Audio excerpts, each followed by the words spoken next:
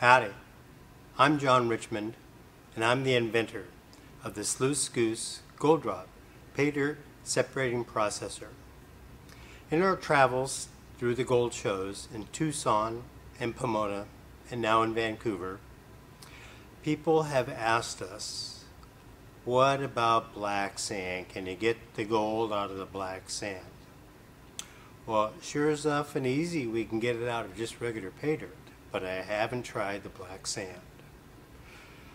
So down at those two shows, at the Tucson and the Pomona shows, I befriended Dave Urick of Columbia River Mining Supply. Well, he gathers black sands and uses his invention, the spin it off, to remove the magnetic material from the beach sand, which gives him a bunch of black sand that's not magnetic. So I have some black sand now that I am going to demonstrate to you how easily the gold drops out of the black sand also, and how actually much easier it is because the particles are so tiny. It takes very little effort for the gold drop to make them separate from the black sands. So now we'll give you a demonstration of how it works. So what I have here, this is our sand from Cape Disappointment, Washington State. So what I'll do now is I'll add the gold to this black sand and then we'll run it through the gold drop.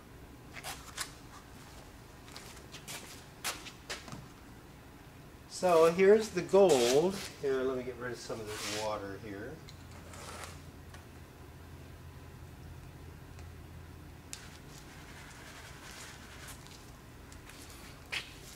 Give you a view of the gold here in the pan. This is the gold that will be running through the gold drop and collecting it. You can see it's got floaters and stuff, some chunkies. We'll go around the pan here so you can kind of get a good idea of the size and quantity of the material that we're going to be trying to separate out of that black sand. So that's basically what we got. Okay, so got lots of floaters here too. So let's go ahead and now we'll add this gold to the black sand. Get it all here.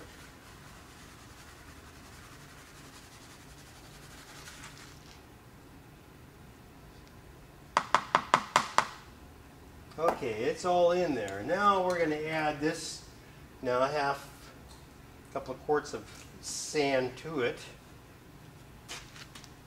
Oh, come on out of there. Good old black sand. Boop. That was a good explosion. Let's hope we didn't explode any gold out of that. So anyway, now what I'll do is I'll set the camera up so that the camera is focused on the collection jar so that you can watch this gold drop out of the dirt as it runs through the gold drop. So we'll put it on pause right now and get this thing all packed in here. At least I'll get it set up anyway. Yeah, put it in this way here.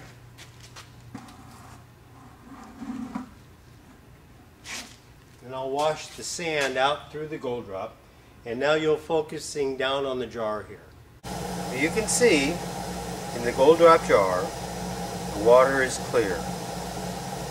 Forecast is for continued clear water with a sudden burst of the gold drop storm, followed by continuous showers of gold until there is no more gold.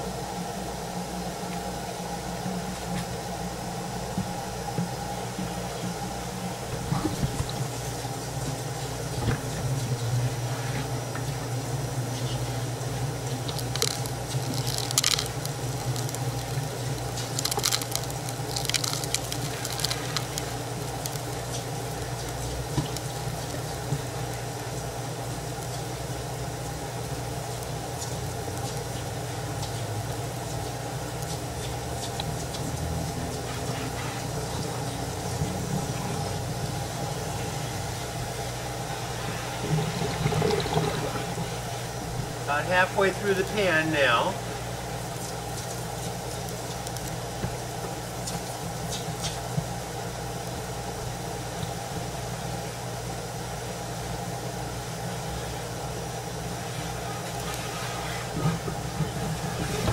Pan is empty.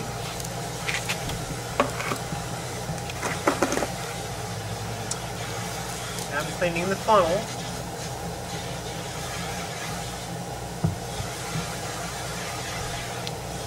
And the funnel is empty. So we have fed all of that material in the pan.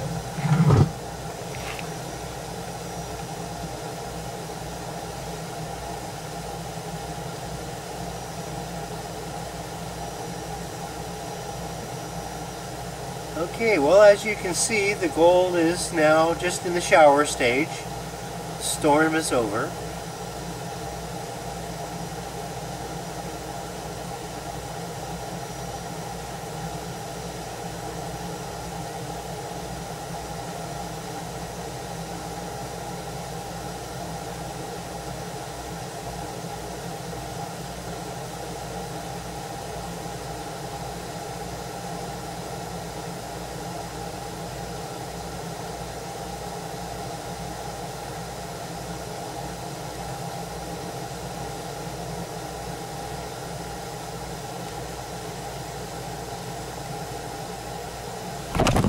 Okay, well, we'll let that shower for a while. Let's find out what we actually have now. I'll go ahead and close the valve off here and reach in here and let's see, we'll remove the light first and then we'll take the jar off. Okay, now I'll bring it up here and we'll see real time. Here, I'll place that right in there. Kind of move things around. Get a little closer here. Now we'll go ahead and dump and reveal.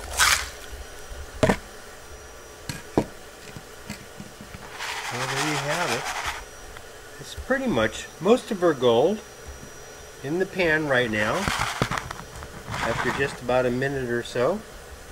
So let's go back and we'll check to see what other gold we got collecting. Oops, excuse me. Go ahead and put water in the jar here.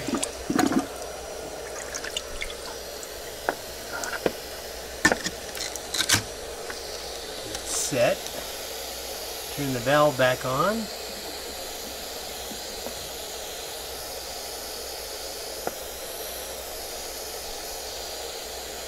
Now I'll close the valve and see what other gold dropped out. It, like I say, it continuously works until all the gold is out. So we'll put this in a new pan. And just show you what's going on. See, we have more gold accumulating. That's getting smaller and smaller now too.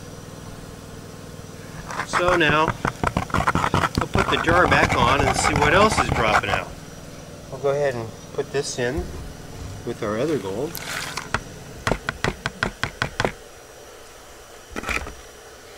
Okay, so that's our accumulation so far. So now we'll go ahead and put the jar back on. Let's get some of this other clean water over here.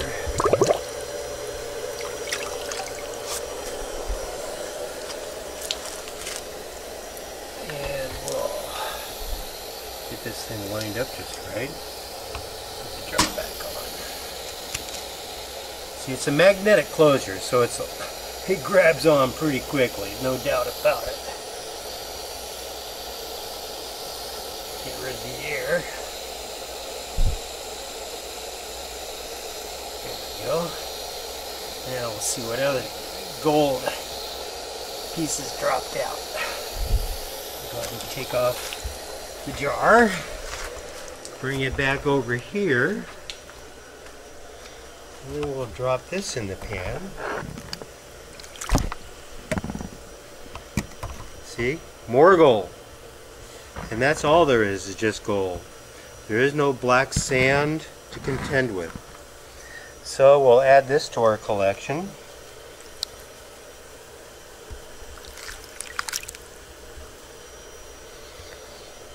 So you can see over time, very short time actually, that there's all of our gold back. Pretty much. It's still dropping out, of course. More gold will drop, less and less as it goes along. So far, that's what we've got. What you have just witnessed are the sights and the sounds of the gold drop storm in the gold drop jar. Pretty dramatic, isn't it? Now, what you have just witnessed is me adding this gold that we showed earlier with the floaters and everything. You can see it floating around to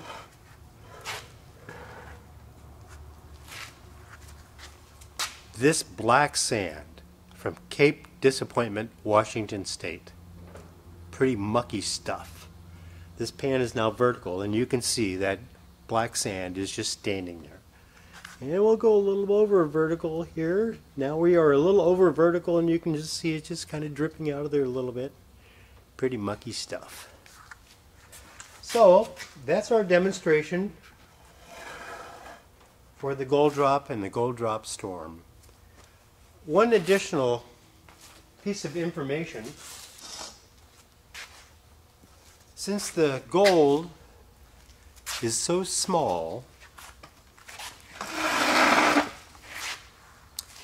in the sands from Cape Disappointment, I decided to test what the gold drop could recover. This is a 270 mesh screen. You can see it blocks out quite a bit of light. Each opening on this screen is 0.0021 inches, just a little bit over 2/1000ths of an inch. I have got gold dropping through this 270 mesh screen, which puts us in the range of 300 mesh. Now I have ordered 400 mesh screen to further test how small the gold drop can recover gold. But so far, we have gold going through a 270 mesh screen. So that's our demonstration for this time. Thank you for watching, and thank you for being interested.